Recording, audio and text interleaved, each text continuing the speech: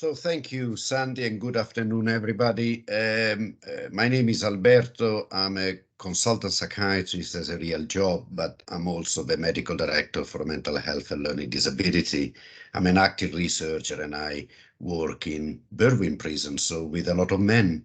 And mental health is very close to my heart, and as a matter of inclusiveness, we need to include the LGBT group as well, that got similar problems. And what is with regards to men's mental health, the statistics are quite striking and unfortunately and sadly negatively striking. So on 75% of death by suicide in England and Wales are men, and only 30% of this death have been in contact with any kind of statutory services in the week previous to the death. There is higher incidence of alcohol and drug abuse. There is high or lower level of happiness and life satisfaction in men. And there is much less people benefiting from psychological therapies compared to women. So the question is, why is that? Why do we have such a gender difference in all these negative statistics, particularly in regards to mental health?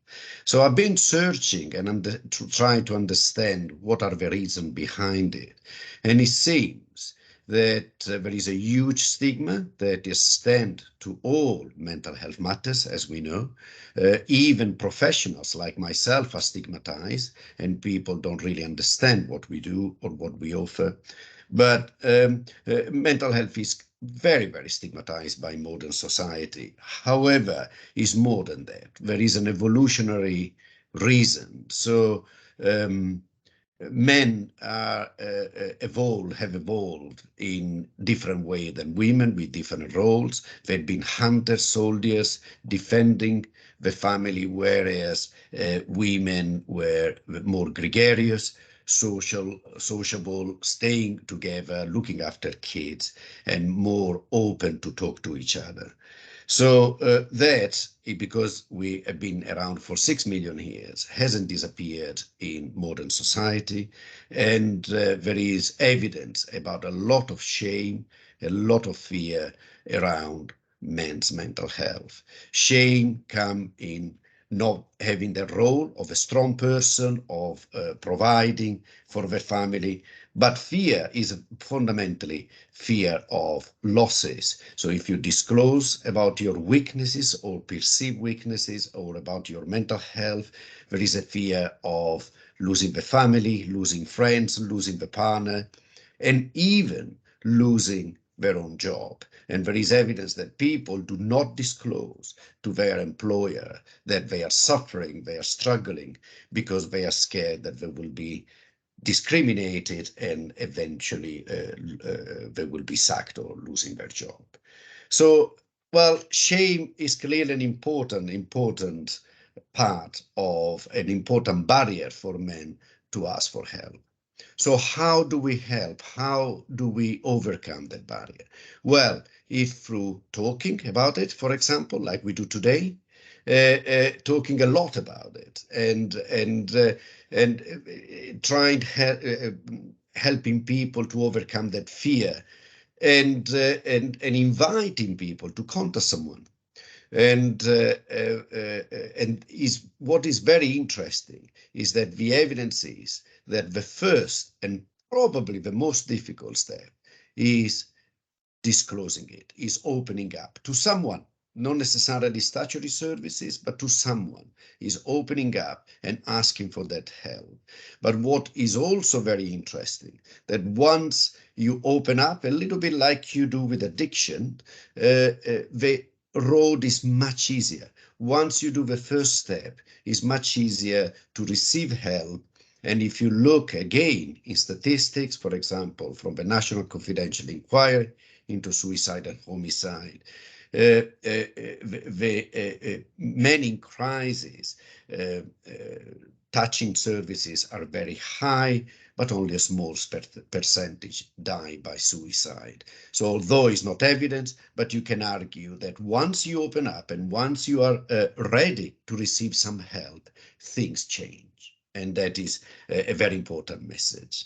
So we have a long list of panelists today, and one of the reasons, and each panelist will have literally 3 to 4 minutes. So please be very brief and sharp, and sharing your experience or sharing what you do, which is very important. And the reason why we have so many people is also symbolic, is to show that actually is very common. Having mental health is very common. You know, being stressed out and feeling desperate and suffering is very common, and no one is alone. And that is one of the reasons why there are so many panelists. I got a list in front of me, so I will call the people by name. Please introduce yourself and what you do, and share the experience. I will try to be very disciplined and keeping people on time. I'm sure that it may not happen. And I'm also sure that we will have technical difficulties. In that case, if someone is not talking or has technical difficulties, we go to the next one and we go back to the previous one. So thank you very much. And I call the first panelist, Danny Clark. Well, I wasn't expecting to be first, but I'll take the opportunity to lead. So I'm Danny Clark. I'm Commercial Director for the National Federation of Builders. We're a trade federation in construction. I'm also a trustee for Mates in Mind, which is a mental health charity that operates in this space, and a founder for Arc Health and Wellbeing community as well. I guess my experience with mental health is both personal, but also across the industry. I think people on the call potentially know that the scale of mental health and suicide risk within construction is abundantly high, and we lose 2 workers every day to it, and we do have a big challenge to overcome. Part of this is linked to the wider men's health agenda, insofar as that with all the risk factors that we have and the prevalence of health conditions to contend with, there is reluctance to take time off work, seek help for their health. I think recent surveys have said that like 90% of men don't like to trouble their GPs unless they thought there was a serious problem, which generally means that they wait to the point of falling off the edge of a cliff before, proverbially and theoretically, of course, before they seek help. And actually, from my personal experience with running these communities, it's about the leadership and opening the conversation up.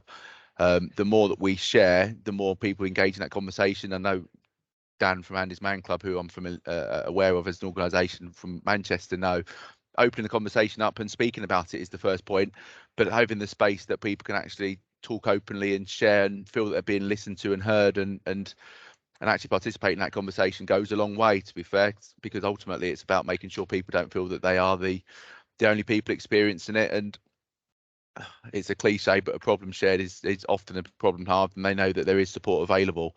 And I think that is something that we do from a Knock Health perspective. We spend so much time at work. There has been that propensity to jump on mental health first aiders, but I think more organisations now seeing that they need to go beyond that and actually work to prevention, to support people before it becomes an issue. Like we do with physical first aid, we have first aiders, but we actually don't want people to get hurt in the first place.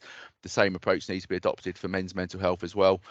To actually we prevent people needing to have mental health first aiders to begin with, whilst they're useful, but obviously we need to prevent it as much as we can. I'm conscious I'm talking rapidly because I can see a timer that's ticking down, but that's my experience. I think it's important that we share. It's important that people feel listened, and I think a lot of that from a workplace perspective, which is where I have a lot of my experience, comes from line managers, and actually not signposting to a HR Knock Health colleague, but actually line managers listening to what the people are saying and then using their expertise in that relationship they have to support the people to begin with is key. Hopefully I've hit the time, Alberto. You have been fantastic, and Perfect. also you touch a couple of incredibly important topic, which is prevention and normalization, and having, you know, telling your workers that actually they can contact this person or the other person. And interestingly, when I started my career, the statistics about death by suicide were farmers, the number one, and professionals and doctors were one of the highest. years. And over the last decade, there had been exactly what you're describing, Danny, for doctors, where there is more openness, more help through the BMA, British Medical Association, or other institutions. And interestingly, that by suicide in doctors has decreased. So we have an indirect measure that actually works, and this openness and normalization is fundamental. So thank you very much for touching an incredibly important topic. So and to stick on time, which is fantastic. So I need to discipline myself now. So next speaker is Ken Skates. An apology if I will pronounce some of the name wrongly, so I apologize in advance. Ken. Alberto, that's absolutely right. Your pronunciation is perfect. And it's a pleasure to be joining you today. I'm Ken Skates. I'm a member of the Welsh Parliament for Clwyd South and chair of the cross-party group for mental health. And I'm a former minister for the economy and transport, and before that for culture, sport and tourism, and before that for skills and technology. I've also got personal experience of mental health, that being generalized anxiety disorder, owing primarily to unresolved trauma from early life. And I've also got a deep personal interest in promoting well-being and improved mental health. As a politician, I think that the purpose of government is to put in place the structures and the support that enables all people to live with the least distress possible and with the highest possible levels of well-being and contentment. Back in 2016, I was asked to write a manifesto for my party, for Welsh Labour. And I used Maslow's hierarchy of needs as the framework for policy development. So the eventual manifesto created 4 pillars to support all our policies in a cohesive way, all reflecting our hierarchy of needs. They were a prosperous and secure Wales, a united and connected Wales, an ambitious and learning Wales, and a healthy and active Wales. Now, we went on to implement the manifesto, but government's departments still operate, unfortunately, in silos. So I don't really feel we ever delivered in the radical and focused way that I was hoping for through the manifesto. But there have been some significant and tangible results. For example, we created for the very first time an economic contract when I was the economy minister between government and business that requires any employer to demonstrate how they're improving the mental health and well-being of staff if they're going to apply for funding from the Welsh Government. And this contract is now being mainstreamed through a social partnership bill. And we also saw, again, for the first time, mental health become a cross-government priority. What we now need to see are positive outcomes. And from my personal experience, there are a number of us who talked many years ago, we're going back to about 2013 now, about our own experiences. But I felt, particularly in the economy department, which had been so macho for so many years, I felt it was really important to be open and honest about my experience, my personal experience, just to enable and empower others to talk about their own, because as you've already said, talking is a key component of recovery and dealing with mental illness and conditions. Well, Ken, it's been fantastic again, and I, you know, you touch on 3 very important themes that actually 4.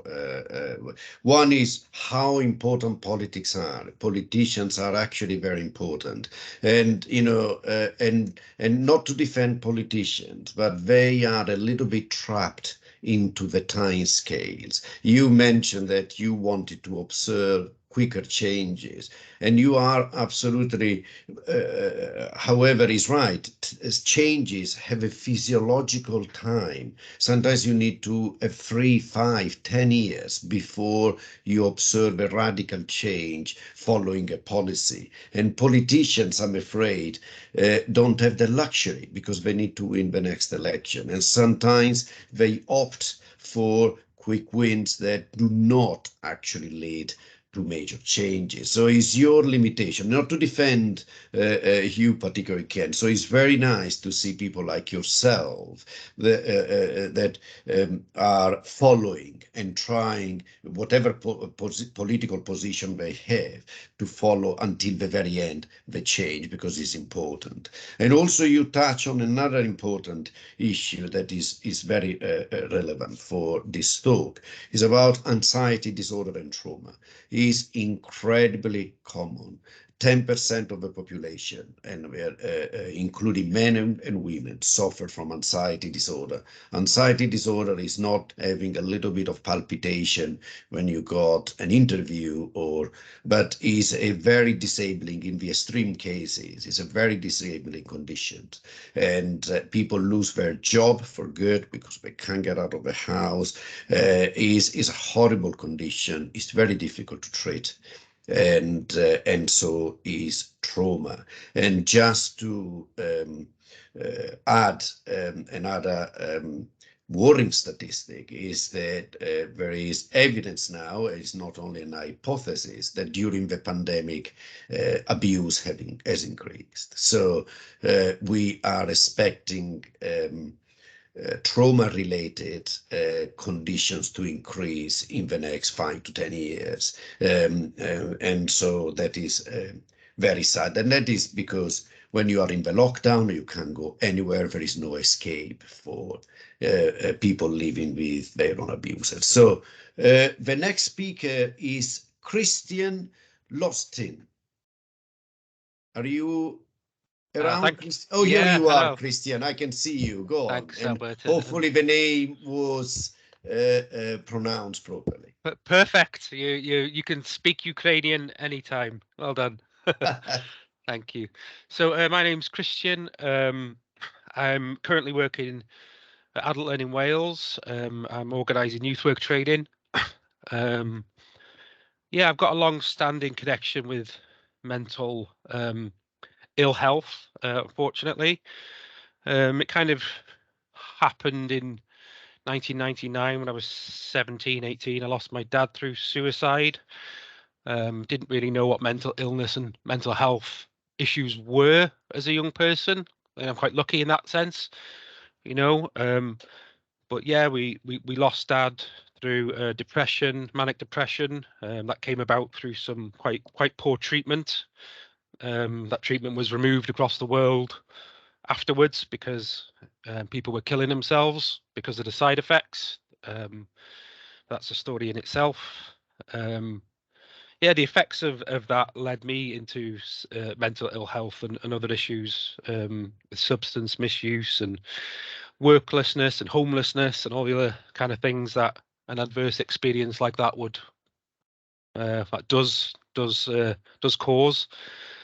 And you know, I managed to through education, I managed to and youth work, I managed to climb out of those holes with some fabulous support from people like yourselves, really, you know, community, through work, through education, through working in communities and working with people, trying to help build lives like people had done with myself after quite a difficult time. I had a couple of other issues with mental health later down the road, and I would say they primarily came about through the adverse experience earlier on, but having a disabled daughter and becoming a carer. My daughter's got a life-limiting syndrome, and she's a fabulous person, like, you know, the apple in my eye, in everyone's eye, if ever you get to meet her. But I think those stresses of looking after a family, being the sole worker, working in quite a challenging sector, trying to support people in poor neighborhoods or people with, you know, quite a lot of challenges. It's quite a stressful environment. There's a lot of uncertainty in those environments. So yeah, my mental health is never great, but you know, the day you stop fighting, the day it wins, right? You know, I think I'll always have mental ill health and I'll always struggle. I think my depression comes through the the difficulty in the rat race, like a lot of people, right? You know, you're just working and working and working, and it's like there's never a break in the waves. And when there is a break in the waves, it feels like it's the train coming down the track, you know. But we become resilient, we become hard, and that's a good thing in some senses, not in others, because, you know, suicide in men is prevalent, isn't it? And I just want to share a very disturbing thing that I used to do, but I don't do it anymore. And it was in 2009 or 2008 when I got to 100 people that I knew, or a friend or a family member knew, who had killed themselves. Got to 100 people, I stopped, because I thought it was a strange statistic that I was building this portfolio of people that we'd known, you know, through 1 or 2 degrees of separation, who have took their own lives. And I thought, why am I doing this? And obviously it was because of my experience with Dad, losing my own dad, that I was noticing these people. And then I thought, why I can't go on like this. I can't keep like adding this tally of, but I know it's real. I know it's rife, and I know it connects us. And we probably all know somebody out there who's killed themselves, and it won't just be one, will it? It'll be many. And that's why I'm here today, because it needs to stop, and we need to address it. And it's a public health crisis, and it costs the economy more money than you can imagine, and lives are ruined. And so many people, my dad included, could have been saved, could have been helped, and should have been. And we did try, but ultimately we didn't try hard enough. And the mistakes of the past, so many of them don't need to go with us in the future. And I hope we can progress some of those things today. Thank you, Alberto. Christian, thank you very much for sharing publicly such a intimate situation and experience. And however, is through people like yourself that actually we can truly enhance awareness, and because it's not via people by me, and I'm perfectly aware, you know, because I become a little bit, being a professional, it's easy to patronize, whereas being someone with a lived experience is a very different story. So thank you very much for that. And you also touched on a number again of key topics that is worth reminding. So first of all, the effect of death by suicide, you are right, has got a devastating humanistic toll beyond the economical toll. Is calculated that each death by suicide affects 135 people. And I can also tell you that the grief and the bereavement affects clinicians. I have been bereaved by suicide myself as a clinician. It's a horrible experience.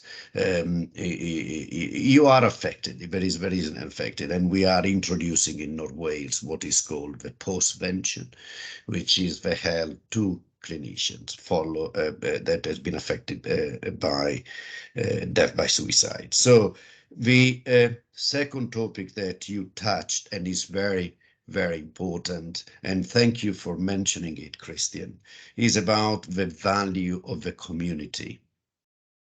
Very often are not people like myself who make the difference.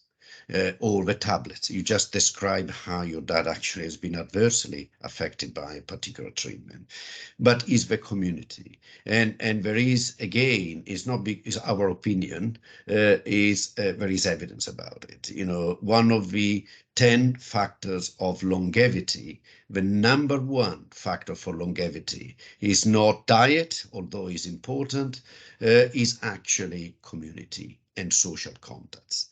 So when we are isolated, and probably this is another reason why farmers are disproportionately affected by death by suicide is social isolation. And therefore opening up, seeking out is crucial to help what you call resilience, although I don't particularly like the word because it seems that, and you are right, and finally I make this comment before moving on, we joined the Zero Suicide Alliance. You are absolutely right. Every death by suicide is an unnecessary death, and we need to do our best to prevent, and so we join up as a North Wales Statutory Services. So thank you again, Christian. Very emotional presentation. The next is Jack, and nice to see you, Jack. Thanks, Alberto. Really good to be here with everyone, and really appreciate the opportunity to share a little bit of my own story. So my name's Jack. I identify as a transgender male. So I'm here today, I guess, in that capacity to talk a little bit about LGBTQI mental health, particularly for me around trans men and non-binary people. I'm also the Wellbeing Manager at Bangor University, so here in North Wales. I've previously, where I knew Alberto originally, used to work at the Health Board in North Wales, as well as Team Lead for Staff Mental Health and Wellbeing in Occupational Health. I actually came out as trans at a job interview at Betsy Cadwallader. I've known about my identity from the age of maybe 6 or 7, but for various reasons around sometimes fear, discrimination, living in a small community, fears of being accepted, kind of really understanding who I was as well. It took me to the age of 50 to actually in that job interview say, how are you going to support me in the health board in terms of transitioning? And from that point, I've really tried to speak out and be a bit of an advocate around what it is to be male. Because I guess one of the first things I found very, very difficult was, what is male gender? I was assigned female at birth. Here I am, Jack. I know I'm male. I've always known I'm male. And yet, how do men behave? What are the social norms around men? And I think there's a real pressure in terms of mental health around how gender informs the way that we behave, the way we interact with each other as men, the way we are accepted within society as men, the roles that men take on. So those societal concepts around what it is to be male. I've struggled with anxiety, low mood and suicidal thought for many years pre-transitioning, on and off since, in terms of the pressures of knowing what it is to be a man in society these days, acceptance around that as well. And I guess one of the biggest things for me was understanding how men communicate. So, you know, being open about how we feel, having honest conversations about our emotions, having honest conversations around the pressures in society to, you know, bring the family together, be a role model within our families and communities as a male. And I guess the pressure sometimes to appear what a lot of people call strong, and then that concept of what is strong. For me, being strong is able to say to somebody else, I'm really struggling, I need some help. But I kind of have learned over the last 7 years, for some men, that's really difficult because it's almost a pressure or a perceived weakness in some way to say I'm struggling and I need some help right now. So I guess one thing that I'd say is explore what it means to be a man, explore those gender pressures around what it actually means in society. Talk to other men, you know, let's get talking to each other, be there for other people in your life, focus on things that you really enjoy doing as well, and make up the identity that you are as a whole person. So I think for me, the biggest shift in my mental health was being able to step out into the world, being my authentic self, whoever that is, however it is, and whenever it is. So I think for me, holding to our authenticity and not being stereotyped, pushed into gender stereotypes and gender roles is really, really important. And around that, you know, changing our attitudes to ourselves around self-reflection on what have I internalized from my upbringing, from people around me, from growing up, from being at work. What is there in our workplaces that actually does support men to be authentically who they are? what roles do we hold, and how can we role model to other people what it's like to be an authentic male in the workplace and in the rest of our lives as well. So I guess kind of that's a mini capture of my kind of story, but certainly in terms of my biggest learning in transitioning was that question of what does it mean to be male? Let's challenge that. Let's push that back at society as well. And let's kind of create that space for men to be the men that they are, however that is. Thanks, Jack, Alberto. Thank you very much. And again, same as for Christian, thank you for sharing your experience. Again, yes, you are right. We had contact before. Professionally, I was what was called the transgender gatekeeper for many years, and with Jack and other people across Wales, we finally managed to change the pathways and to normalize it, and moving from a diagnosis or a psychiatric diagnosis to a normal situation to help people in transitions. And you touch another very important issue. We need to remember that LGBT community has a higher incidence than normal population of mental health issues, and across. So we are not talking about you had anxiety, but even for psychotic disorder. So there is across the spectrum of mental health issues, we have a higher prevalence in the LGBT community, and other people are at higher risk, like autistic people, for example. So, and people subjected to trauma. So it is very important to remind people. So thank you, Jack. And again, you highlighted the importance of social network and social acceptance. So the message to the society is every time you got, a very strong opinion on some categories, think about it, and before you judge, it could be the next. Sorry. Anyway, thank you, Jack, for your experience. I don't think we are on time, so I move quickly to Sean Edwards. Do we have Sean? Oh, here we are, Sean. Okay, nice to see you. Hello, Pnawn da pawb. Good afternoon, everyone. This has been worrying me for quite a bit of the week. I was thinking, I need to prepare something for Thursday. And then last night I suddenly had the epiphany of this is a conversation about mental health. So it would be quite ironic if I was potentially creating adverse mental health in preparation for it. So I decided to chill out, and I've got a nice cup of tea. And I kind of thought, what kind of feeling would I want to create in the small amount of time that I've got with you all today.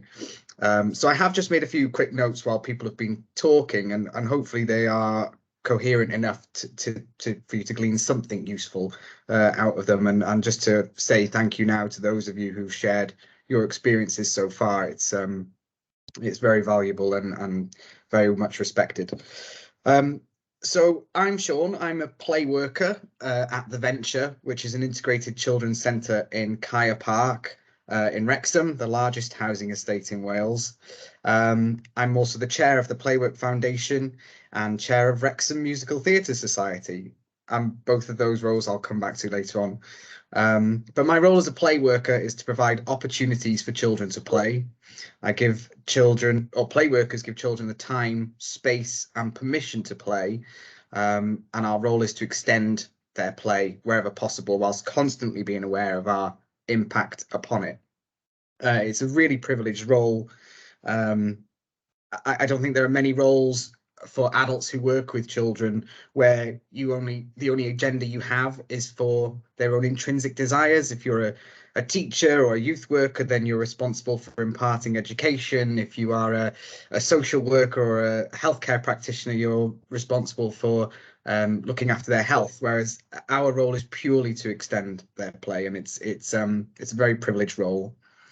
The reason I emphasize that is because playful childhoods is one of the easiest ways of building resilience against adverse mental health later on in life. We know that reducing exposure or minimizing the number of adverse childhood experiences, or ACEs, also directly influence outcomes later in life. In terms of my own personal experience, I did experience what I can only describe as a breakdown at some point around about nearly 10 years ago. I never had that officially told to me. It was just something I came to the conclusion of. At the time, I was supposed to be the lead in Copacabana the musical with Wrexham Musical Society. The society itself was on the verge of losing its premises. I'd had a catalogue of sort of homophobic experiences in my workplace, you know, very minor, working with children, young people. It happens, but looking back, I think they just accumulated over time. And there was also a breakdown within my personal family, and one particular incident, something went in my head, and I just completely shut down. And I ended up moving from Wrexham to Denbigh. And slowly over time, I built myself back up. I gave myself the time, space, and permission to be unwell. And looking back, that was probably the most important thing for me to do. I think as well, looking back, I took on too much. I tried to be superhuman, and I tried to pretend that I couldn't succumb to something as fickle as mental health, because I could just crack on and I would be all right. But that, you know, that's not how mental health works.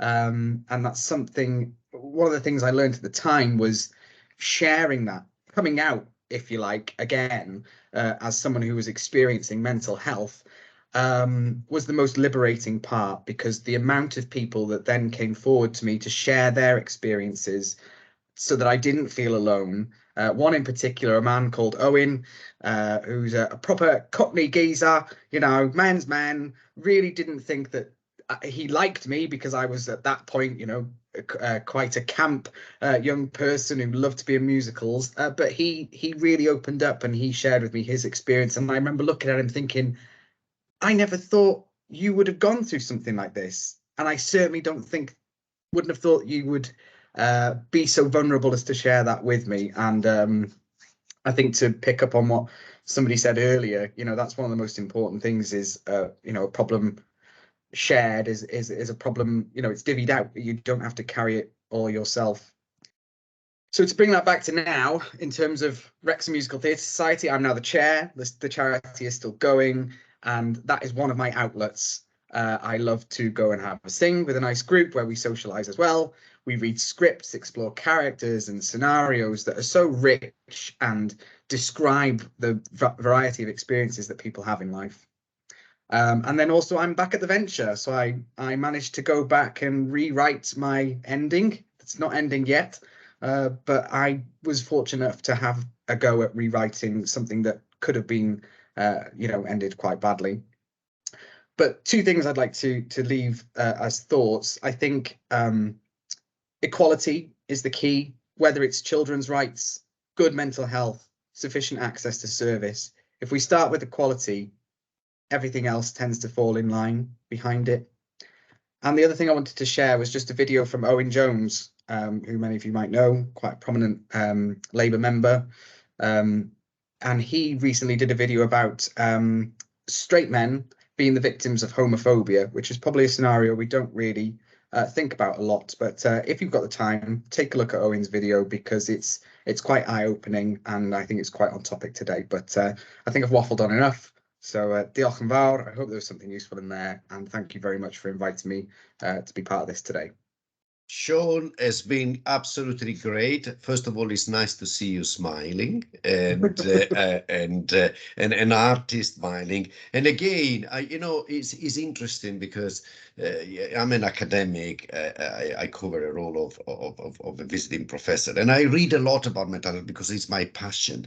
And you guys, without any script, you are touching all the stuff that come out in literature, and you touch two very important topic. One is about poverty and social inequalities. There is a huge evidence on poverty and mental health. So the prevalence of mental health issues is higher in socially deprived areas around the UK compared to a middle class or rich area. And it's not only because of resilience. It's because of the offensive environment where people live. And you also touched on the adverse childhood experiences, and again, an incredibly important. We touch about the trauma and trauma-informed, society, and the importance of trauma. Here we are. You touch very beautifully about it. But again, you confirm what I said in my introduction. The first step is opening up, isn't it? And once you open up, you realize you're not alone. Everybody has got mental health problems at some point in their life, and if they tell you no, they are lying. So generally speaking, or they are incredibly lucky. So thank you very much. It's been a fantastic, unprepared, as you said, sharing your experience. So the next one is again close to my heart because I do work there, is Peter Salami from HMB. Are you around, Peter? Peter's been unable to join us today. All right. Sorry about that. No worries. So we move to Jim Breeze. Is Jim around? Yes, here we are, Jim. Hello, Jim. Yes, here we are. The floor is yours. Hello there. Well, it's absolutely excellent discussion. And can I say it's the first time I've ever spoken about my own mental health, although I have a lot of professional knowledge of other people's mental health. And I think a lot of us are in that position where we're working in jobs where we're perhaps looking at things going wrong or differently in society, and are attributable to people's mental states. And those mental states are either part of the human condition and you can't get away from them, or they're something we can address. I know that like Sean, I had what I would describe as a couple of breakdowns in my past. It's happened twice where I've been in a position for various reasons which were unrecoverable from, and thought there's no way out. And I think that's an experience common to many of us. And that's possibly for external reasons, but also for internal reasons, because your own mind is stopping you finding a way out of those problems. So, I mean, there is one of the points that arises from this is men often identify themselves by their jobs. And that's what I could have said for the first thing. I'm a lawyer. I now work in traveller rights. And I could identify myself to the audience here as those things. But the way I have conquered my own mental health difficulties is not by saying I'm a lawyer. The first thing I've said is I'm a human being. And that has nothing to do with anything else. So, and again, it's funny enough, I feel almost emotional about this because I think that's important, that a man has to say, I'm a man. That's what I am. I'm not a lawyer, not a bricklayer, I'm not an engineer, I'm not a politician, just a person. Jim, thank you very much for your authenticity. And my weaknesses, I can continue if you don't mind. Yeah, please go on, Jim. Go on. My weaknesses are my own weaknesses. Now, I'm reluctant to speak about those because of my conditioning. And that conditioning tells you, keep it to yourself. But the other thing is, you learn there's always somebody worse off than yourself. That's something you're taught. And there is.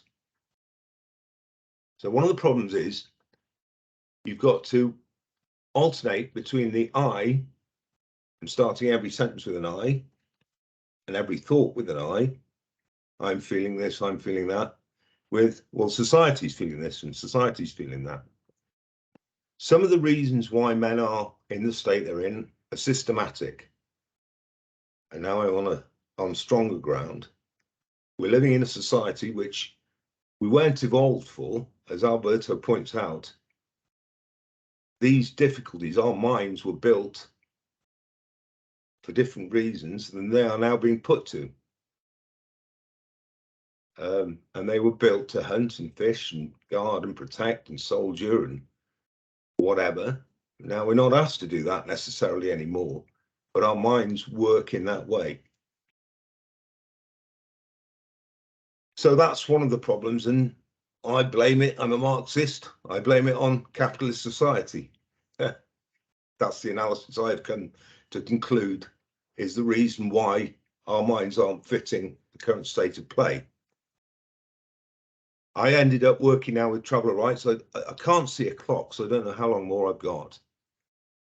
But what Probably a few seconds, I now James. Probably a few seconds, rights. but it's very interesting. Go on. I now work in traveller rights. Now, those are people who are roundly despised in this society, generally. They're the last bastion of having the ability to look down and discriminate against in our society. I work with those people. They are 6 to 7 times more likely, as I understand from the research that I've done, and I can put, I did a little thing of statistics, which I'll put in the, and sites which go to prove this. They're 6 to 7 times more likely to have commit suicide. Their expectations are even more, the expectations on a man in Gypsy society are even more confined than they are in among the rest of us. So yes, there are people worse off than me, but we're all in the same boat. And it's not only that, we're all in the same storm. That's my analysis. I think that's all I can say. Thank you, Jim. As I already mentioned, thank you for your authenticity. And you know what is fantastic? You know, you are right. We are trapped into this kind of idea that we need to be strong, but you use, and therefore we don't open up as men, but actually you use a fantastic word that you conquered your mental health. And you are absolutely correct. Is actually much braver and requires much more energy to reach out than not, and suffering internally. And that is something that I always tell people and men. You know, you believe that you are strong if you keep everything inside. Actually, you're strong if you open up. You are strong if you reach out to the rest of the society. So thank you very much, and thanks also to remind the vulnerability of some part of the society. The traveler society is high risk, as you already mentioned, and there are again a complex number of reasons why they are. I actually was a psychiatrist for a traveling community for many years, actually, and I recognize exactly what you described, Jim. Yeah, I totally recognize it. So again, another fantastic account in regards to men's mental health. Again, thank you very much, Jim. And I move smoothly to Stephen Dory, or Dory, I think it is. Are you around, Stephen? Oh, yeah, you are. Yes. Certainly Go am, Alberto. Close enough. Dore is what we go with. I actually knew it. I don't know. Okay, thank you. Or, as you might know me from the touchline, as Jacob's dad, which is Crestford Athletic connection that Alberto and I share. So I may well see you on Saturday on the touchline. Yeah, thank you. I'm Steve Dore. I'm an equality and inclusion manager at the Health Board. So I wanted to kind of speak a little bit about a little bit of my own experience and kind of where I am now compared to where I have been in the past. So I've had a variety, a bit of a pick and mix of mental health issues, if you will, from my sort of mid-teenage years, which is longer ago than I would care to accept. And I come from kind of, I would describe it as a middle-class, privileged background. So my anxiety disorders, my depression, have always been something for me to hide. It came wrapped in an extra coat of guilt, I think, because I've always had everything I needed. I've always had an awful lot of support, you know, a fairly stable family life when I was younger. And therefore the idea that I would be, and in that kind of very 80s and 90s way, depression is feeling sorry for yourself was a source of real shame. So I was very, very good at finding ways of masking that from everybody I know, and probably by the end of that, to myself as well. So I'd say I went through my 20s not even really acknowledging that I had mental health issues. And it was only when I had, I think both Sean and Jim have used the phrase, almost a complete breakdown. I think I was emotionally exhausted of 20 years of pretending I was fine, to get to the point of going, I'm really not fine. And so my ways of masking, you know, I became extremely outgoing and, you know, people used to call me laid back, which secretly I always thought was the biggest joke in the world, because I am the most anxious, shy, nervous person I know. And yet people would describe me in the complete opposite terms. And that's exhausting. That's really, really tiring to do that. I used to drink far too much. I used to, you know, that would be a way of just, you know, calming down from the day, would be just to open a bottle of wine and sit in a corner, which is, you know, when I take myself back to those memories of doing that now, is a very sad place to be. And then even as I hit my 30s, and I've got 2 beautiful children, and, you know, I've got a wife who I've known since I was 20. I'm nearly 40. I didn't want to disclose that, but I am. And I've kind of hidden it from everybody until the last couple of years. So I had a bit of a breakdown 3 or so years ago.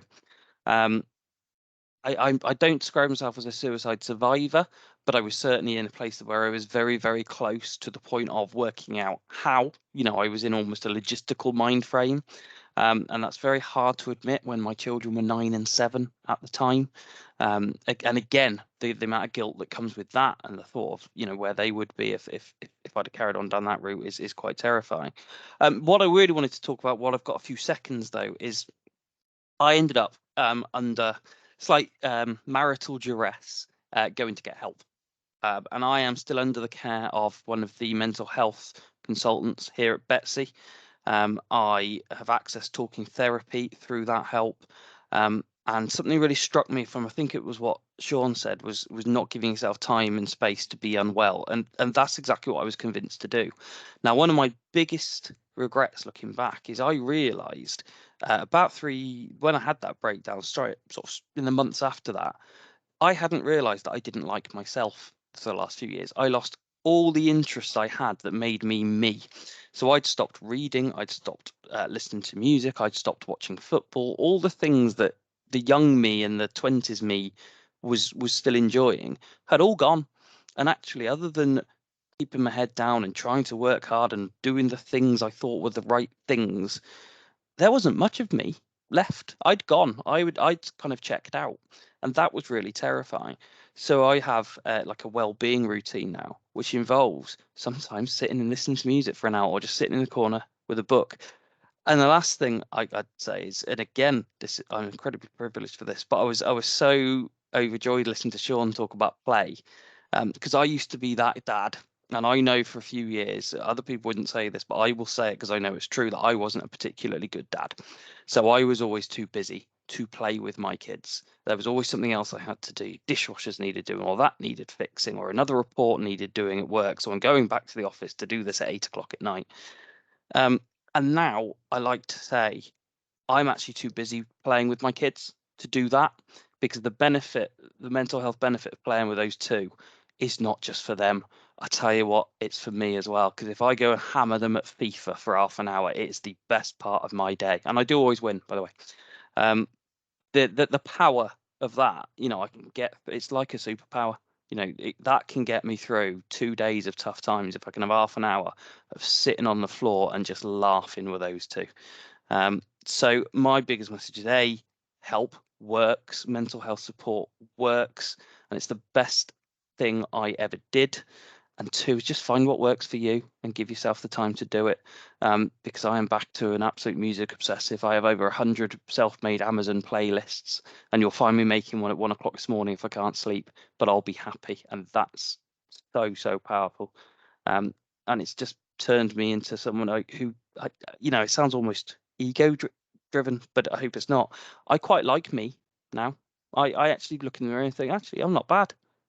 Looking wise, not so sure about that, but I actually like the human I see back at me. And 4 years ago, that just wasn't the case. So anyway, that's probably more than 4 minutes. So thank you. Thank you, Steve. Again, thank you very much for your authenticity. And if it counts something, I like you.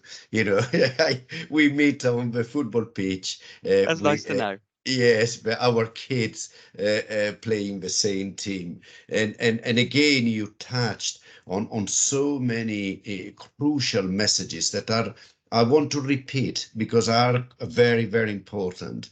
One is, it's interesting that you talk about being emotionally exhausted and turning into wine, alcohol. We know how men turn into alcohol and drugs as a form of escapism. And that actually is an incredibly lonely place. It is a place where you see, because again, you increase the guilt and the shame. So they tend to hide.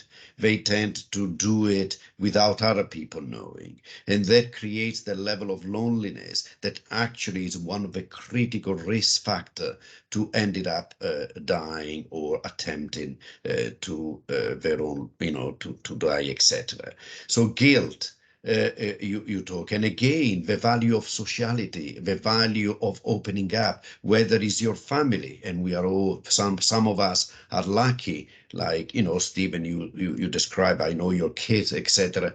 We are lucky, we're enjoying our kids, but whether it's a friend, whether it's a wider community, that is not important. What is important is the socialization is important, and is everybody's duty to help other people and to open up the door, because you can't close the door because there is fear of, well, what about, I don't know anything about mental health. You don't need to be an expert. You don't need to study 20 years to become an expert on mental health. You just need to listen. You just need to talk. And that is how the message that I want to give. And thank you for having a good word about services that are often criticized, and in defense of the services. And I'm very proud to be a psychiatrist. People need to know. And I know that we do help loads of people in a climate where we never had sufficient resources, and in a climate where mental health has been stigmatized.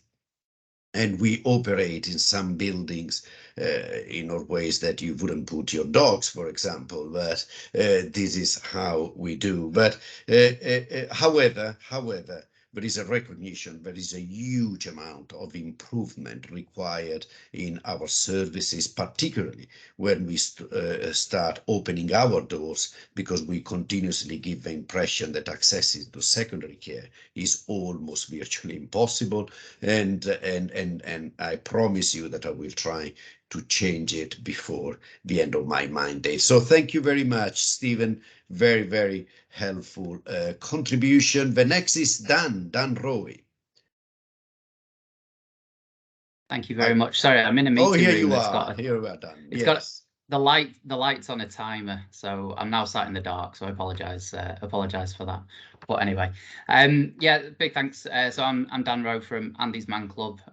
We are a national men's mental health and suicide prevention charity. So if I take you back 6.5 years to a very sleepy West Yorkshire town in Halifax, 23-year-old Andy Roberts had an 18-month-old daughter, had just bought a house, just bought a holiday, made the decision to take his own life. It wasn't expected. None of his close friends or family knew that he was going through any challenges, other than the fact that he'd had a falling out with his partner the weekend before, and he made that decision. His brother-in-law, Luke Ambler, who at the time was a professional rugby league player, wanted to do something originally to support the guys in Halifax. It was the team that he played for, and obviously where the family was from. So he put a message out on Facebook, any guy out there that wants to come and have a chat, meet like-minded guys, you'd be more than welcome to do that. 9 guys turned up for that first session, and Andy's Man Club was born. We set out with the intention of having 10 clubs within 5 years, and to grow it, and predominantly grow it in Yorkshire, if I'm honest. On our 5th birthday, we opened our 50th club. We're now 6.5 years old, and we have 112 clubs across the UK. We're as far north as Aberdeen, as far south as Plymouth, and we are working exceptionally hard to open in everywhere in between. We were really proud in February of this year to open a club in Wrexham. From a personal point of view, although my accent doesn't give it off, I am a North Wales lad. I grew up in Monadissa, so to get the doors open in Wrexham was something that I was just kind of really proud of. So what we are, so we're a weekly peer support group. So we meet every Monday night in Wrexham. We meet at Yellow and Blue on Hemblast Street. We meet every Monday night from 7 till 9. And there's always facilitators outside from 6:30, 7:15, because we know how hard it is to walk through that door, especially for the first time. So if we can have a smiley face and instantly recognizable clothing, as you can see on there that I'm wearing, with that sign, then you know you're in the right place. You're never told what you should or you shouldn't be doing. You're never ever given advice, and we follow quite a thought out structure, and one that's been trialed over a number of years, really, in terms of our question structure. All of our facilitators will go first. All of our facilitators are volunteers. We have touching 1,000 facilitators across the country that are all volunteers, and I think the best thing, or one of the best things about AMC, as we call it, is everyone started off by walking through the door. We have a really strict process in terms of how you can open a club. And one of the prerequisites is you have to have used the club. First and foremost, you have to get the ethos, you have to get what our values are about, you have to understand the process and understand that a lot of people walk in and go, well, this looks like it's a bit of a coincidence. There's no coincidences about what we do. Everything is tried and tested. And our facilitators are the ones, they use the group in the same way as that guy that walks through the door for the first time. If we talk numbers, and numbers we're really proud of, as I'm sure everyone's aware, over 4,500 men died by suicide in the UK in 2021. On a weekly basis, we see over 2,300 men through the door. We were looking at numbers for this year across our charity. In terms of total attendees in 2022 so far, we've seen 72,000 attendees across our groups in the UK. 8,500 of those men turned up for the very first time looking for support, which is something we're really proud of. Now, in addition to when we started the club, Luke wanted to do something to get people talking. So a lot of you may remember a social media campaign back in 2016, people taking a selfie, doing that sign with a hashtag of "It's okay to talk." It's the biggest recognised mental health campaign in the world across social media. What most people don't know, and it's the best kept secret in the world, it's actually Andy's Man Club that started that. So over 100 million people have taken part in the 6.5 years since we started off. So it's something we're obviously proud of. And I suppose to kind of finish, and there's loads more I could talk about this, and I think that's kind of really important, but I'm conscious of time. I'll tell you a bit of I suppose my personal experience with Andy's Man Club. I walked through the door I walked through the door 8th of Jan 2018. 2 days earlier to that Monday night, I'd made the 3rd attempt at my own life. And I was someone that I didn't have any issues with mental health as a kid or as a teenager. All through my 20s, I sailed through life, played a lot of football. I kind of lived that kind of probably the stereotypical male life, really. I liked a beer, I like going out, I like chatting to women, all those kind of stereotypical kind of things, really. In fact, I'd probably go as far as saying I'm the kind of guy that now annoys the hell out of me, because I didn't necessarily believe that mental health was as affected as many people as it did, because it didn't affect me and it didn't outwardly affect anybody that I knew. And I think that's the key aspect. My life changed at the age of 33, and that was when my son was born. So I always wanted to be a dad. It was something that I was desperate to do. And when my son was born, within an hour of it, with him being born, he was rushed to intensive care because he couldn't breathe. and I felt like I'd failed. I felt like it was my fault. And he's a very happy, healthy, almost 7-year-old now. But for the first 2 years of his life, I couldn't look at him without feeling guilt, without feeling like it was my fault, without feeling like I'd failed at being a dad, but I was also feeling at being a man, because I couldn't support myself, never mind anybody else. And when on his second birthday, I remember I lived in the same house with him and didn't recognize him. I had no relationship, had no connection with him, and I suffered terribly with, obviously now with postnatal depression, with that experience. I've got the best relationship with him. Me and his mum aren't together, but still got a great relationship with him. And a lot of that's to do with Andy's Man Club. I didn't want to go to Andy's Man Club the first time. I was forced through the door by my now ex-wife. And do you know what? The first thing I noticed was that I wasn't alone. I think the biggest challenge that I think men experience, and that I see week in, week out at AMC, is the fact that loneliness and isolation are the two biggest causes of any mental health issues. And that's not because you don't have any friends, or that's not because you live by yourself or other things. I think it's loneliness in not knowing where to turn when you have an issue, and isolation in the fact that you feel like you're the only person that's going through what that is. For me, I saw no one else struggling being a dad. Nobody asked me through the whole process, am I all right? How are you, Dad? As the old saying goes. And within 15 minutes of going through the door at Andy's Man Club, a guy talked about struggling with being a dad, but he did it with a smile on his face, and he was laughing and joking, and that absolutely was music to my ears, as weird as it sounds, because I realized straight away within 15 minutes that I wasn't by myself. So that's what Andy's Man Club's all about. Listen, I could talk hours about AMC and everything that we do, and I'd love to connect with as many people on here going forward to talk more about AMC, but I appreciate that we're all a bit tight for time. So yes. So yeah. Dan, thank you very much. We are tight for time. We are grossly late. However, it's so interesting, and you touch again important things: the loneliness and the guilt, the shame. The same, isn't it? There is themes throughout all these present testimonies.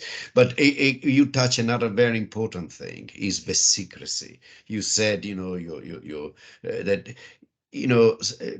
Very often people don't disclose anything, and then when they die by suicide, the people around them, they feel extremely guilty. We should have done something different, but actually you can't, because the person has kept and put a lot of energy in keeping that secret to themselves, so you will not know. And that is one of the difficulties as services in establishing risk assessment. And also you touch another very important stuff, which is the postnatal depression is not confined to women. Is also affecting men. And in prenatal depression, there is the same incidence of prenatal depression than postnatal depression. What is changing is the psychotic illness. So psychotic illnesses are more prevalent in postnatal period compared to the prenatal period, but for mood disorder is not. Another important message that people need to know. And I'm very proud of the perinatal services, mental health perinatal services in Norway. They are excellent and outstanding services, although very grossly understaffed. But what they do, they don't support the mother only, although they focus on the mother, they support the entire family. So thank you very much, Dan. And last, just a plea, can you please contact me outside this meeting, because initiative like yours needs to be advertised. If people don't know and the public doesn't know, we have a voluntary sector labeled as ICANN. They are open completely. You don't need referrals, and they are everywhere. We are expanding. Of course, we need to fund them, and money is always a big problem. And we want to reach out, for example, to the football communities, Dan. So it will be great if we advertise your initiative as well as our initiative together, and all the initiatives that are around and out there. And welcome back to North Wales, Dan. Okay, the next one is Graham. I don't have the surname on my list. Yes, so, it's Graham Jones, Alberta. Oh, hello, Graham. So yeah, Graham yes, Jones. Welcome. Yeah, thanks for inviting me on. My name is Graham Jones. I'm the CEO for an Armed Forces Veterans charity called Woody's Lodge. Primarily, it is a Welsh charity, but we are based in North Wales as well, and that's where I'm speaking to you from now. I'll try not to keep this too long because I know that you push for time, but why I'm talking about Armed Forces Veterans to you today is because with my lived experiences, I brought everything to this organisation. I served for 11 years as a Royal Marine from the age of 16, but I left my local community because childhood adverse childhood issues that I experienced. And then when I joined the Royal Marines, a year after joining at the age of 17, I was sent to a conflict, and I fought in the Falklands conflict. So you can imagine what sort of impact that would have had on me on further down the line. So going ahead a few years, completion of my service, I then went and transitioned into the police force where I served for 23 years. And in 2001, I had my first breakdown. And unfortunately, at the time, there weren't very many Armed Forces specific mental health programs that were available. And I at the time, I didn't feel like I received the proper care. Communities and communities like the mental health world have improved greatly. So come to 2012, when I had my major breakdown, I felt confident in the fact that I'd received the proper care. So between the NHS and a veterans charity, I received the proper care. And although with people who suffer conditions like PTSD, it's a case of managing it rather than curing it.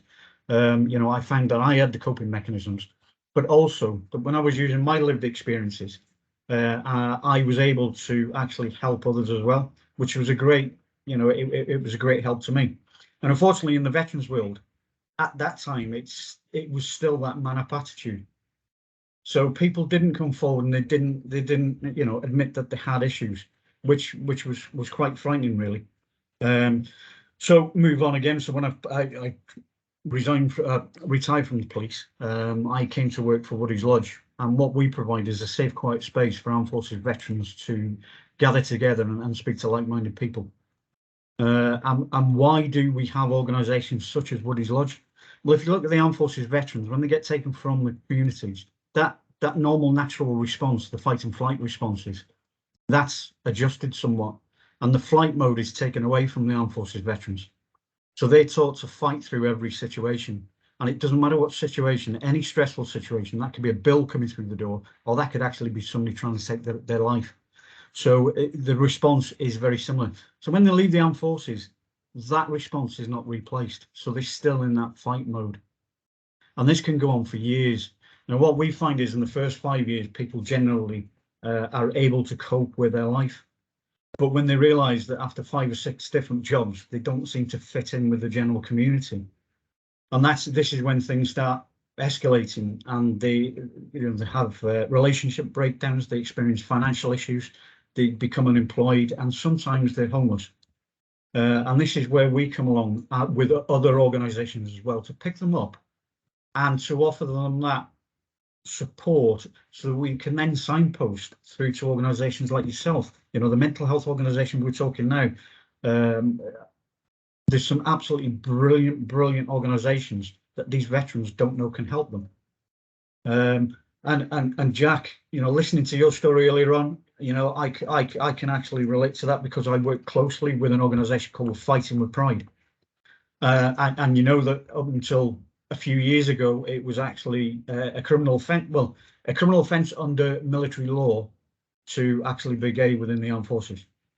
So some people were discharged dishonourably, and they were stripped of any award that they were given, whether that was for valour or whether it was just to be in conflict, and they were just shoved out the door, and they were left to get on with life with no support. But they also lost their pension rights as well. And Fighting with Pride is an absolutely brilliant organisation.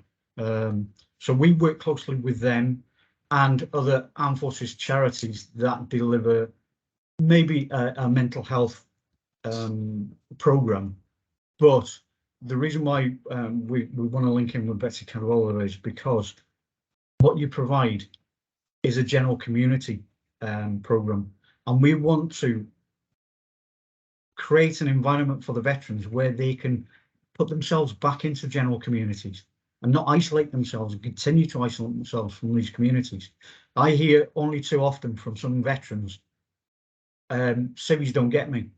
And I think, well, you've been out of the armed forces longer than you were actually in. So you've been a civvy for longer. Yes. So we need to, I suppose it's re-educate them, but to show them that the community is not a bad place. We can all work together, and there is the support out there in the community as well, and especially for the mental health. So I hope I haven't bored you too much. I mean, Graham, it's been fantastic, and thank you very much. Yeah. And whilst you were talking, I was desperately trying to find a piece of paper where I went to a conference not long ago, where I found out that police officers have a higher prevalence of suicide, death by suicide, than normal population. And I was trying to look the exact data, and I can't find it, so I don't want to quote, but I think it's about threefold. So it's quite an astonishing statistic. And again, so your testimony is fundamental, and thank you very much. And thanks for reminding about veterans. And we are linking in, isn't it, Graham? You're coming, yes, I think, soon to the clinical strategy group. So the same that I said to Dan previously is valid for you. We need to advertise these pathways, etc. So I'm a bit in a conundrum, because we have 3 minutes before the end of the meeting, and I have a lot of speakers, and I don't know whether we should continue for another 10-15 minutes, inviting the speaker just to give a minute to each. And I don't want to discriminate, but it's been so interesting and so relevant to the topic that we are covering, that if everybody agrees, we will continue for a few minutes longer. So I'm not saying half an hour. So Robin, without delaying, Robin Ranson next. Please be quick, Robin. I don't want to discriminate. Yeah, thanks, Alberto. Well, I was thinking about what Dan was saying earlier, that you probably would prefer like having 4 hours, not 4 minutes, and now we're down to 1 minute each, which is fine. And I've connected with all absolutely of you no, Robin. on a professional and a personal level. So yeah, the amount of notes and the things that have changed my mind of what I was going to speak to during this afternoon is quite staggering. But because of all the wonderful things and the work and the personal things that you've all discussed already, I'm very lucky in my job. I work in the community for the Health Board in a very unique team, working in a wonderful community here in Kaya, covering Central Wrexham and going into Flint in Flintshire as well, to work on very much a health improvement and a preventative strategy in terms of, health promotion. So when Danny was speaking at the beginning, needing to very much have that prevention element within the construction industry, we've done things like mental health awareness training for construction workers. We go into all settings in the community where we're based, from new parents groups all the way up to the care homes, delivering on everything to do with your health and your well-being. So I think we're all quite wonderfully unaware at times that we are just human, and that's what we notice a lot in the community when people attend anything that they come to willingly, if it's like a self-referral into a program, or we get invited into a high school or a college or the uni, and they're opening up and talking about something that they didn't actually think they would do, like a few of you have done today. It's quite wonderful. I think what Jack was talking about earlier, and that whole societal concept of what is being a man in particular is amazing, and I see that come out of people every week, luckily, in work, because of what we do as a team. We're very fortunate to do this role. Only yesterday, when we do like a 6-week program called Stress Less, and you've got a gentleman coming to that with a room of women, and he's like, why am I the only one? It's like, oh, it's funny that, isn't it? Yeah. you're the only guy coming to this sort of a program, or you get it in a cookery one or a physical activity one. And it's interesting how if we put something on as part of the health board that's, say, I don't know, walking football sessions, they don't come to that realizing they are going to connect with people and learn something and give their time and start improving their well-being other than just being active, thinking about all the 5 ways to well-being stuff. But as a team, it's our job to increase the knowledge and the toolkit that people have.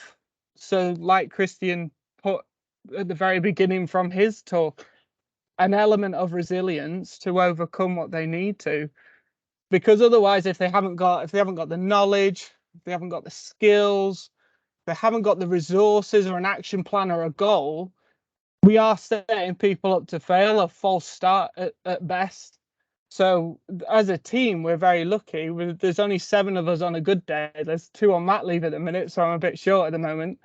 But we work with the communities to try and upskill them for those things. Because otherwise, yeah, how do we expect society to have a better health and well-being? Sorry, Ken, but the government don't seem to. That's not you, Ken. I like you, Ken. But Yes.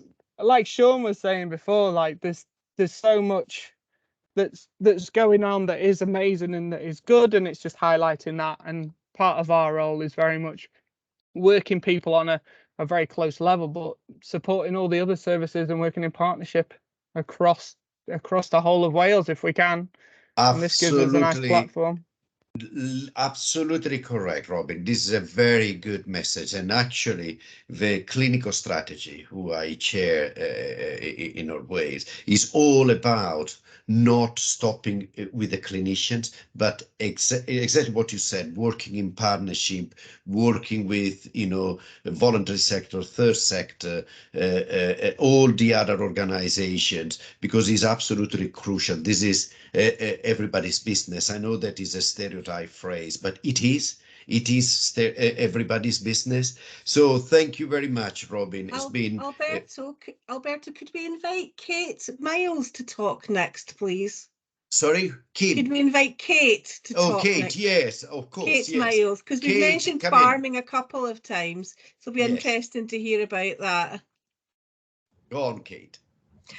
Thanks very much. So I'm quite conscious that I'm the only woman who's spoken so far, which is a bit of a responsibility. But I represent the DPJ Foundation, and we're a mental health charity that supports the agricultural community in Wales. We were established just over 6 years ago in Pembrokeshire, and it was following the death by suicide of Daniel Picton Jones, whose initials we carry. And the foundation was established by Emma, who was Daniel's wife. Dan was an agricultural contractor. He was in his late 20s. He had 2 young children and had struggled with his mental health for some time, but it deteriorated quite rapidly after the birth of his second child, which resonates with some of the things that we've already heard today. Emma was aware that Daniel was struggling, but she didn't know how to help, or she didn't know how to get help. She tried to get help for him through what would be the usual channels, but wasn't able to get that support, either because he wouldn't engage with it, they wouldn't speak to her because she wasn't him, or because it just wasn't accessible at the time when he was available, working long hours, especially in the summer months.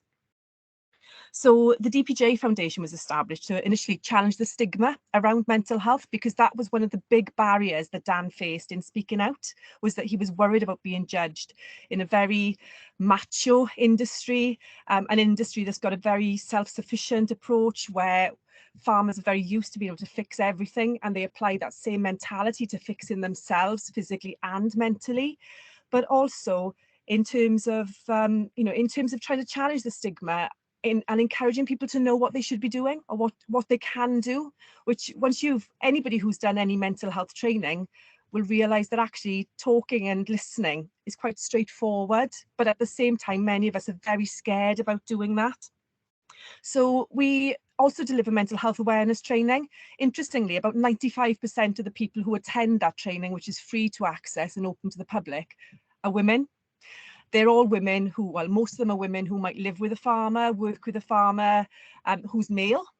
And a large number of them are there because they're worried about the men in their lives, but they're not sure how to help them.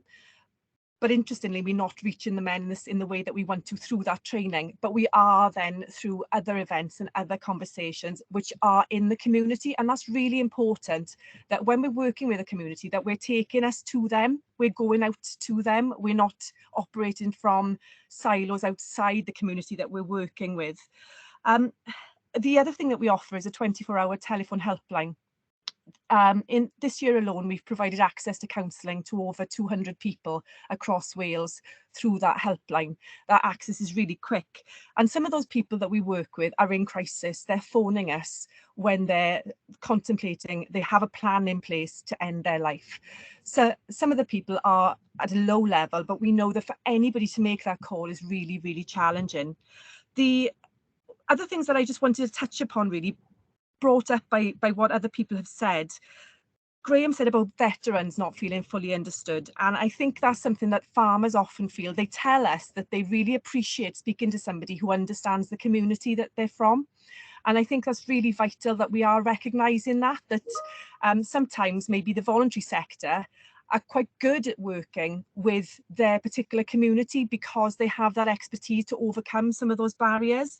And also Jim mentioned identity, and that's so vital. For one of the thorniest issues that we see are farmers identifying as farmers. And if that identity is called into question, if people are telling them that they're worthless, which we are seeing more and more of in the media and on social media, that the job they do isn't worthwhile, then that really undermines your sense of self. And if you're in a vulnerable place already, then that can be really devastating. Equally, for those people who are questioning their sexuality within the farming community, if they feel that they haven't got a place, that they can't reconcile their role as a gay person and a farmer, that can be really difficult. So it's great to see organisations like AgRespect, which provide role models of people who are out and in agriculture. And that can then be that role model, and role models are so vital. So it was really great to hear Ken as a role model talking about his mental health struggles, and as well as every other person who's spoken today, because you've all been thoroughly inspirational. And I think we can all make a difference. We all have a duty to make a difference.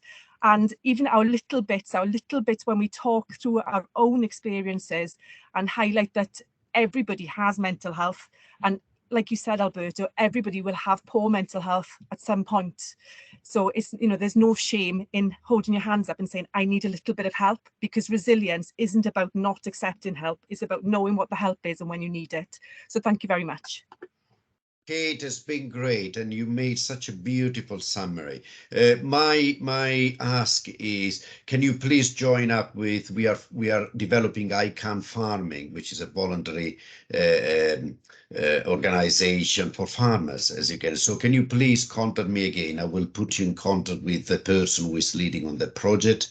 And I'm a farmer myself, and I saw in the Farming Union Wales website putting a lot of emphasis on mental health, so it's widely publicized. So Kate, are you linking with Farming Union Wales? Because it's important that you do it. Again, I got some contact. Yeah, and we linked in with ICANN as well, with ICANN Farming. You are ahead of the game, so thank you very much. It's been fantastic. Thank you. So I go back to Steve, and perhaps I don't know whether Steve Cottrell and John Harper are going to do a joint presentation, because they are both from the RCS. Is anybody here? No. Okay, so can I move to Kim Ellis? And I don't see anybody. So we got David, social prescriber. Yeah, David Wynneth. We don't have any. Okay, so I think we are actually only 10 minutes late, which is almost a miracle, considering how everything has been interesting. And I told Sandy, so first of all, thanks for the call helpline to have increased the number of staffing. I want to just give a message again. that if following this meeting and talking about your mental health in general, you are struggling, please reach out to the call helpline or to whoever you heard today. And including statutory services, because it's very important. Secondly, can I thank Sandy to have organized this excellent meeting, I would like to say, if I may comment, and not because of the chairmanship, but because of your testimonies and your accounts. And I promised Sandy that I would have wrap up with the key concept, but actually we have repeated throughout